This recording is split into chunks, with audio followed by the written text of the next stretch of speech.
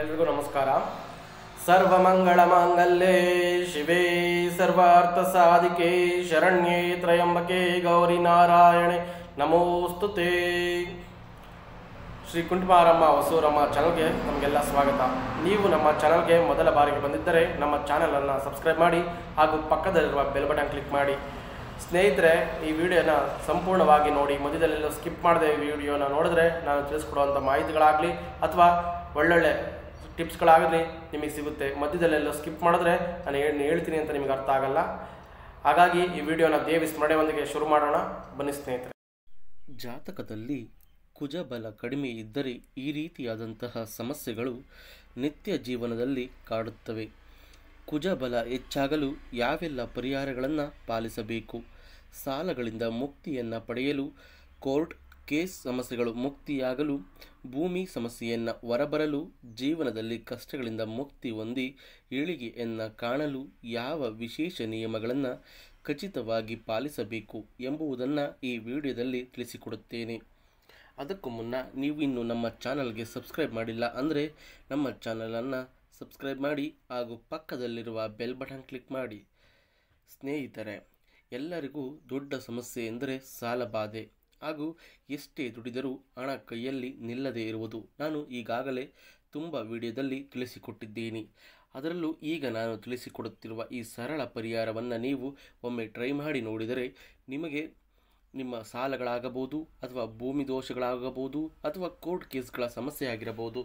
ಎಷ್ಟೋ ಜನ ಎಷ್ಟು ವರ್ಷಗಳಿಂದ ಕೋರ್ಟ್ನಲ್ಲಿ ಕೇಸ್ ಹಾಕಿರುತ್ತೀರಾ, ಅದು ನಿಮ್ಮಂತೆ ರಿಸಲ್ಟ್ ಅನ್ನೋದು ಕಾಣುತ್ತಾ ಇರಲ್ಲ. ಇನ್ನು ಕೋರ್ಟ್ ಕೇಸ್ ವಿಷಯದಲ್ಲಿ ನೀವು ಯಾವಾಗ ಹೋದರೂ ಕೋರ್ಟ್ಗೆ ಇನ್ನು ಮುಂದಕ್ಕೆ ಓಡುತ್ತಲೇ ಇರುತ್ತಾರೆ. ಬರೀ ನಿಮಗೆ ಇದನ್ನು ಕೇಳಿ ಜೀವನವೇ ಜಿಗುಪ್ಸೆ ಆಗಿರುತ್ತದೆ. ಹಾಗಾಗಿ ಇಂದು ನಾನು ಒಂದು ಸುಲಭವಾದ ಪರಿಹಾರವನ್ನು ನಿಮಗಾಗಿ ತೆಗೆದು ಬಂದಿದ್ದೇನೆ ಸ್ನೇಹಿತರೆ. ಈ ಪರಿಹಾರಗಳನ್ನು ನೀವು ಪಾಲಿಸುತ್ತಾ ಹೋದಲ್ಲಿ ನಿಮ್ಮ ಎಂತಹದ್ದೇ ಸಮಸ್ಯೆಗಳಿದ್ದರೂ ಕೂಡ ಈಗ ನಾನು ಮೇಲೆ ತಿಳಿಸಿದ ಸಮಸ್ಯೆಗಳು ಖಂಡಿತ ಅತಿ ಶೀಘ್ರವಾಗಿ ಪರಿಹಾರ ಅನ್ನೋದು ಕಾಣುತ್ತಾ ಹೋಗುತ್ತೆ. ಜಾತಕದಲ್ಲಿ ಕುಜಬಲ ಇಲ್ಲವೆಂದರೆ ಯಾವಾಗಲೂ ಸಾಲದ ಸುಳಿಯಲ್ಲಿ ಇರಬೇಕಾಗುತ್ತೆ. ಎಷ್ಟೇ ದುಡಿದರೂ ಸಂಪಾದನೆ ಮಾಡಿದ ಹಣವೆಲ್ಲ ಬರೀ ಸಾಲ ತೀರಿಸಲು ಹೋಗುತ್ತದೆ. ಸಾಲದ ನರಕದಿಂದ ಹೊರಬರಲು ಎಷ್ಟೇ ಪ್ರಯತ್ನ ಪಟ್ಟರೂ ಕೂಡ ಸಾಧ್ಯವಾಗುವುದಿಲ್ಲ. ಒಬ್ಬೊಬ್ಬರ ಸಾಲ ತೀರಿಸಲು ಇನ್ನೊಬ್ಬರ ಬಳಿ ಸಾಲ, ಅವರ ಸಾಲ ತೀರಿಸಲು ಇನ್ನೊಂದು ಸಾಲ, ಹೀಗೆ ಸಾಲ ಬೆಳೆಯುತ್ತಲೇ ಇರುತ್ತೆ. ಸದಾ ಅಕ್ಕ ತಂಗಿಯರ ನಡುವೆ, ಅಣ್ಣ ತಮ್ಮಂದಿರ ನಡುವೆ ಜಗಳ ಮನಸ್ತಾಪಗಳು ಆಗುತ್ತಲೇ ಇರುತ್ತವೆ. ಹಣ, ಆಸ್ತಿ, ಭೂಮಿ, ಮನೆಗಾಗಿ ಸಹೋದರ ಸಹೋದರಿಯರು ನಡುವೆ ಜಗಳಗಳು ನಡೆಯುತ್ತಿರುತ್ತವೆ. ಹೀಗೆ ಜಗಳ ನಡೆಯುತ್ತಿದ್ದರೆ ಜಾತಕದಲ್ಲಿ ಕುಜಬಲ ಕಡಿಮೆ ಇದೆ ಎಂದು ಅರ್ಥ ಮಾಡಿಕೊಳ್ಳಿ. ಕುಜಬಲ ಕಡಿಮೆ ಇದ್ದವರ ದೇಹದಲ್ಲಿ ರಕ್ತ ಕಡಿಮೆ ಇರುತ್ತೆ. ಯಾವಾಗಲೂ ತಲೆನೋವು, ದೇಹದಲ್ಲಿ ಭಾರ, ಆರೋಗ್ಯದ ಸಮಸ್ಯೆಗಳು ಹೆಚ್ಚಾಗಿರುತ್ತದೆ. ವ್ಯವಸಾಯದಲ್ಲಿ ಸದಾ ಕಷ್ಟ ನಷ್ಟಗಳೇ ತುಂಬಿ ಹೋಗಿರುತ್ತವೆ. ಮದುವೆ ಆದ ಮೇಲೆ ಗಂಡ ಹೆಂಡತಿಯರ ನಡುವೆ ಮನಸ್ತಾಪಗಳು, ಕಲಹಗಳು ಹೆಚ್ಚಾಗಿರುತ್ತವೆ. ವಾಹನಗಳಿಂದ ಅದೃಷ್ಟ ಎನ್ನುವುದೇ ಇರುವುದಿಲ್ಲ. ಆಗಾಗ ವಾಹನಗಳು ರಿಪೇರಿಗೆ ಬರುತ್ತವೆ. ಅದೆಷ್ಟೋ ವರ್ಷಗಳು ಕಳೆದರೂ ಕೋರ್ಟ್ ಕೇಸ್ ಮುಗಿಯದೇ ಇರುವುದು, ಇವೆಲ್ಲವೂ ಕೂಡ ಕುಜಬಲ ಕಡಿಮೆ ಇರುವ ಸೂಚನೆಯನ್ನು ತೋರಿಸುತ್ತದೆ. ಕುಜದೋಷ ಇದ್ದಂತಹ ವ್ಯಕ್ತಿ ಆಗಾಗ ಉದ್ಯೋಗವನ್ನು ಬದಲಾಯಿಸುತ್ತಲೇ ಇರಬೇಕು. ತಂದೆ ತಾಯಿಯರಿಂದ ಮಕ್ಕಳು ಸದಾ ದೂರ ಇರುತ್ತಾರೆ. ಈ ಎಲ್ಲ ಸಮಸ್ಯೆಗಳಿಂದ ಮುಕ್ತರಾಗಲು, ಕುಜದೋಷ ಕಳೆಯಲು, ಕುಜಬಲ ಹೆಚ್ಚಾಗಲು ಆಗಾಗ ಕೆಂಪು ಬಣ್ಣದ ವಸ್ತ್ರವನ್ನು ನೀವು ಧರಿಸಿಕೊಳ್ಳಬೇಕು. ಕೆಂಪು ಬಣ್ಣದ ವಸ್ತ್ರವನ್ನು ಯಾರಿಗಾದರೂ ಹಂಚಬೇಕು. ಮಂಗಳವಾರದ ದಿನ ಸಹೋದರ ಸಹೋದರರಿಗೆ ಉಡುಗೊರೆಯನ್ನು ನೀಡಿ ಅವರನ್ನು ಸಂತೋಷಗೊಳಿಸಬೇಕು. ಮನೆಯ ಆವರಣದಲ್ಲಿ ಬೇವಿನ ಮರವನ್ನು ಬೆಳೆಸಿ ಪೂಜಿಸುತ್ತಾ ಬಂದರೆ ಕುಜದೋಷ ಕಡಿಮೆಯಾಗುತ್ತಾ ಬರುತ್ತದೆ. ವೈವಾಹಿಕ ಜೀವನ, ಉದ್ಯೋಗ ಜೀವನ, ಸಾಲದ ಸಮಸ್ಯೆ, ಕೋರ್ಟ್ ಕೇಸ್ ಸಮಸ್ಯೆಯಿಂದ ಶೀಘ್ರವಾಗಿ ಮುಕ್ತಿ ದೊರೆಯುತ್ತದೆ. ತಾಮ್ರದ ಲೋಹದಿಂದ ಮಾಡಿದ ಯಾವುದಾದರೂ ಲೋಹದ ಪಾತ್ರೆಯನ್ನು ಮಂಗಳವಾರ ಯಾರಿಗಾದರೂ ದಾನ ಮಾಡಿ. ಕುಜಬಲ ಹೆಚ್ಚಾಗುತ್ತದೆ. ಈ ರೀತಿ ತಾಮ್ರದ ಲೋಹವನ್ನು ನೀವು ದಾನ ಮಾಡುವುದರಿಂದ ಕುಜಬಲ ಹೆಚ್ಚಾಗಿ ನಿಮ್ಮ ಕಷ್ಟಗಳಿಂದ ಅತಿ ಶೀಘ್ರವಾಗಿ ಮುಕ್ತಿ ಎನ್ನುವುದು ಸಿಗುತ್ತಾ ಹೋಗುತ್ತೆ ಸ್ನೇಹಿತರೆ. ಮಂಗಳವಾರದ ದಿನ ಶ್ವಾನಗಳಿಗೆ ಹಾಲು ಅಥವಾ ರೊಟ್ಟಿಯನ್ನು ಆಹಾರವಾಗಿ ನೀಡಬೇಕು. ಇದರಿಂದ ಹಣದ ವಿಷಯದಲ್ಲಿ ವಿಶೇಷ ಅದೃಷ್ಟ ಪ್ರಾಪ್ತಿಯಾಗುತ್ತೆ. ಎಷ್ಟೇ ಸಾಲವಿದ್ದರೂ ಸರಿ, ಮಂಗಳವಾರ ಈ ವಸ್ತುವನ್ನು ರೈತರಿಗೆ ನೀಡಿದರೆ ಕಠಿಣ ಸಾಲದ ಸುಳಿವಿನಿಂದ ಸುಲಭವಾಗಿ ಹೊರಬರಬಹುದು. ಕುಜದೋಷದಿಂದ ಮುಕ್ತರಾಗಬಹುದು.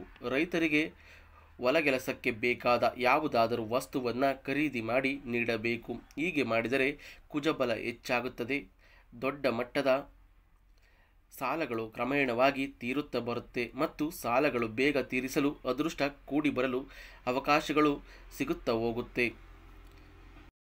ಮಂಗಳವಾರದ ದಿನ ತೊಗರಿಬೇಳೆ ಆಹಾರವನ್ನು ಸೇವಿಸಿ. ಮಂಗಳವಾರದಂದು ಯಾರಿಗಾದರೂ ತೊಗರಿಬೇಳೆ ಅಥವಾ ತೊಗರಿಬೇಳೆಯಿಂದ ಮಾಡಿದ ಪದಾರ್ಥವನ್ನು ತಿನ್ನಲು ನೀಡಿ. ಮಂಗಳವಾರದ ದಿನ ನವಗ್ರಹ ಸ್ತೋತ್ರ, ಹನುಮಾನ್ ಚಾಲೀಸನ್ನು ಕೇಳುತ್ತಾ ಬನ್ನಿ. ಲಕ್ಷ್ಮೀನಾರಾಯಣನ ಕಲ್ಯಾಣ ಮಾಡಿಸಿದರೂ ಕೂಡ ಕುಜದೋಷ ಕಡಿಮೆಯಾಗುತ್ತದೆ. ಮದುವೆಗೆ ಇರುವ ಸಮಸ್ಯೆ ಅಥವಾ ವೈವಾಹಿಕ ಜೀವನದಲ್ಲಿರುವ ಸಮಸ್ಯೆಗಳು ದೂರವಾಗುತ್ತವೆ. ಆದಷ್ಟು ಸುಬ್ರಹ್ಮಣ್ಯ ಸ್ವಾಮಿಯ ಹಾಗೂ ನರಸಿಂಹಸ್ವಾಮಿಯ ಆರಾಧನೆಯನ್ನು ಮಾಡುತ್ತಾ ಬಂದರೆ ಕುಜದೋಷದಿಂದ ಸುಲಭವಾಗಿ ಹೊರಬರಬಹುದು. ಮಂಗಳವಾರ ಹಾಗೂ ಶನಿವಾರ ಆಂಜನೇಯ ಸ್ವಾಮಿಗೆ ದಾಳಿಂಬೆಯನ್ನು ನೈವೇದ್ಯವಾಗಿ ಇಡುವುದು ಅಥವಾ ಆಂಜನೇಯ ಸ್ವಾಮಿಯ ದೇಗುಲಕ್ಕೆ ಭೇಟಿ ನೀಡುವುದು. ಹೀಗೆ ಮಾಡುತ್ತಾ ಬಂದರೂ ಕೂಡ ಕುಜದೋಷ ಕಡಿಮೆಯಾಗುತ್ತಾ ಬರುತ್ತೆ. ಸರ್ವ ಸಂಕಷ್ಟದಿಂದ ಮುಕ್ತಿ ಹೊಂದುತ್ತೀರಾ. ಈ ರೀತಿಯ ಸಣ್ಣ ಬದಲಾವಣೆಗಳು ಮತ್ತು ಪರಿಹಾರಗಳನ್ನು ಪಾಲಿಸಿದರೆ ಕುಜದೋಷದಿಂದ ಹೊರಬರಬಹುದು. ಸ್ನೇಹಿತರೆ, ಯಾವುದೇ ಕೆಲಸವನ್ನು ಮಾಡುವಾಗ ನಂಬಿಕೆಯಿಂದ ಮಾಡಿ. ಈಗ ನಾನು ಮೇಲೆ ತಿಳಿಸಿದ ಈ ಎಲ್ಲ ರೀತಿಯ ಕೆಲಸಗಳನ್ನು ನೀವು ಮಾಡುತ್ತಾ ಬಂದರೆ ನಿಮ್ಮ ಎಲ್ಲ ಕಷ್ಟಗಳಿಂದ ನೀವು ಮುಕ್ತಿ ಹೊಂದಬಹುದು. ಕೋರ್ಟ್ ಕೇಸ್, ಸಾಲಬಾಧೆ, ಹಣದ ಸಮಸ್ಯೆ ಹಾಗೂ ಮನೆಯಲ್ಲಿ ಕಿರಿಕಿರಿ ಮತ್ತು ಮದುವೆಯಲ್ಲಿ ಅಡೆತಡೆಗಳು ಮತ್ತು ನಿಮ್ಮ ಕುಟುಂಬದಲ್ಲಿ ಜಗಳಗಳು, ಯಾವುದೇ ಸಮಸ್ಯೆಗಳಿದ್ದರೂ ಕೂಡ ಈ ಪರಿಹಾರದಿಂದ ಖಂಡಿತವಾಗಿ ನಿಮಗೆ ಏಳಿಗೆ ಅನ್ನುವುದು ಕಾಣುತ್ತಾ ಹೋಗುತ್ತದೆ. ಇವೆಲ್ಲ ಕೂಡ ನಿಮಗೆ ಸುಲಭವಾದ ಪರಿಹಾರಗಳು.